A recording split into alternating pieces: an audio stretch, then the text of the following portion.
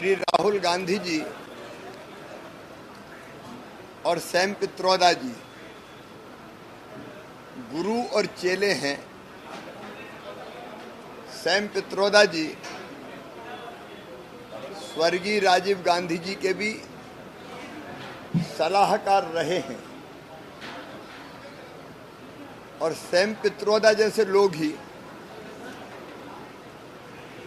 कांग्रेस को विचार देते हैं जिनको कांग्रेस क्रियान्वित करती है।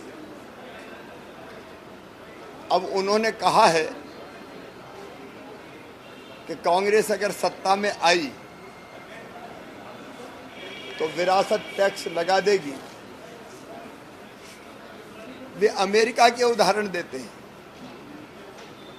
अमेरिका जैसे देशों में ये प्रावधान है कि मृत्यु अगर हो जाए तो संपत्ति का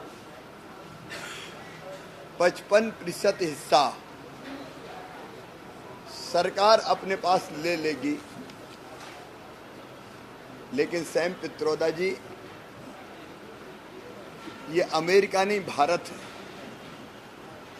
भारत की संस्कृति, भारत के जीवन मूल्य, भारत की परंपराएं अमेरिका की नहीं है। भारत भारत है।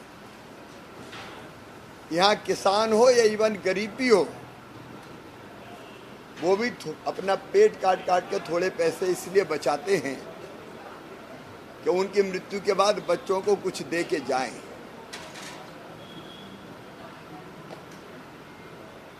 लेकिन इस परंपरा को कांग्रेस खत्म करना चाहती है विरासत टैक्स लगा के।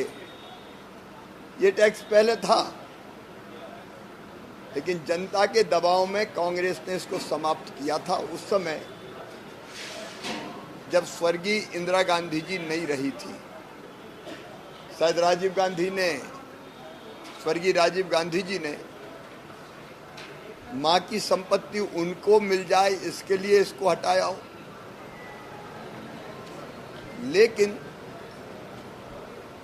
कांग्रेस को देश के सामने ये स्पष्ट करना पड़ेगा कि उसके इरादे क्या हैं। कांग्रेस जिस रास्ते पर चल रही है वो भारत का रास्ता नहीं है, वो खतरनाक है। एक तरफ विरासत टैक्स लगाने की बात करती है, दूसरी तरफ कहते हैं कि जातिगत जनगणना मेरे जीवन का मिशन है। कितने टुकड़ों में देश को बांटना चाहते हो? देश में समाज को बांटना चाहते हो? आर्थिक सामाजिक सर्वेक्षण की बात होती है। इसके पीछे खतरनाक इरादे छिपे हुए हैं और वो इरादे हैं जातियों में देश को बांटने के। वो इरादे हैं दलित, आदिवासी और ओबीसी के अधिकारों को बांट देने के। भारत इसको कभी स्वीकार नहीं करेगा।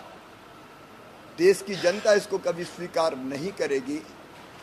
मैं कांग्रेस से स्पष्ट रूप से, मैडम सोनिया गांधी हो, राहुल बाबा हो, अब ये केवल किनारा करने से काम नहीं चलेगा। उनके असली इरादे क्या हैं वो जनता को बताएं। जातिगत जनगणना